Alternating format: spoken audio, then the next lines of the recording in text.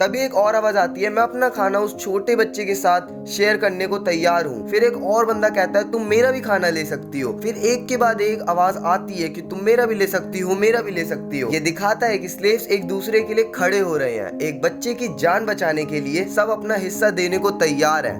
वहीं पे एक आदमी होता है जो कि हंसते हुए बोलता है, कितने भले बेवकूफ लोग हैं ये लोग। मतलब उसको उनकी सैक्रिफाइस बेकार लग रही है। फिर कैप्टन गुस्से में गरजता है, बस मुझे फर्क नहीं पड़ता, चुप रहो। और ठंडी आवाज में बोलता है, जो करना है करो इस बच्चे के साथ, आई डोंट केयर। बोले तो उसने अब कह दिया है कि हाँ तुम रख सकते हो। तभी कोई हंसकर कहता है, शिप पर तुम्हारा स्वागत है। फिर कोई हल्के से मजाकिया अंदाज में बोलता है, लगता है तुम अब गुलाम नंबर 101 हो। मतलब बच्चा बच तो गया बट उसकी आजादी अब छिन चुकी है। उसके बाद जिसने उस बच्चे को बचाया था वो पूछती है, तुम शिप पर छुपकर क्यों चढ़े? बच्चा धीरे से जवाब देता है, मैंने सुना था अगर मैं कॉन्टिनेंट तक पहुंच जाऊं तो वहां मैं अपना रहन सहन गुजारा कर सकता हूं। और फिर वो अपना सपना बताता है, मैं अपनी आजादी खरीद लूंगा और अपनी जिंदगी अपने तरीके से जीऊंगा। और फिर बच्चा क्रूशियस होकर पूछता है, और तुमने मुझे बचाने की कोई वजह नहीं थी, तो फिर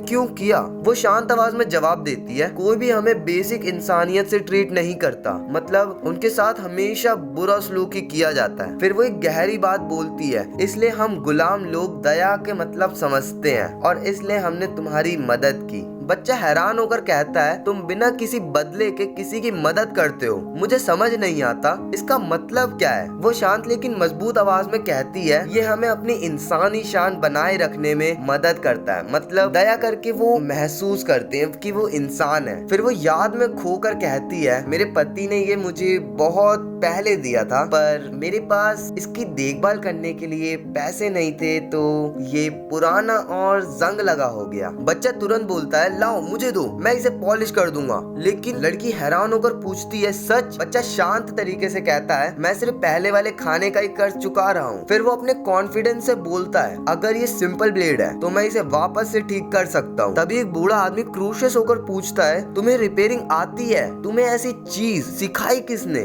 मतलब वो अभी भी हैरान है कि इसने छोटे बच्चे को इतनी तगड़ी स्किल कैसे आती है। बच्चा हल्के से रुककर अपना पास्ट बताता है, मेरी माँ ने मुझे छोटी सी उम्र में ही थोड़े से पैसों के लिए ही बेच दिया था। फिर वो शांत आवाज में बोलता है, मेरे मालिक एक लोहार था, वहीं मैंने ये सब सीखा। मैं हर तरह के काम करता था और पूरा दिन राख और सूत में भरा रहता था। उसके बाद वो अपने जख्मों का सच बताता है, अगर मैंने जरा भी गलती की तो वो मुझे गरम लोहे की सीख से जला देता था। जब लगता कि अब वो मुझे मार ही देगा, मैंने पास रखे ग्लाइनस्टोन को उठाया और उसका सर फोड़ दिया।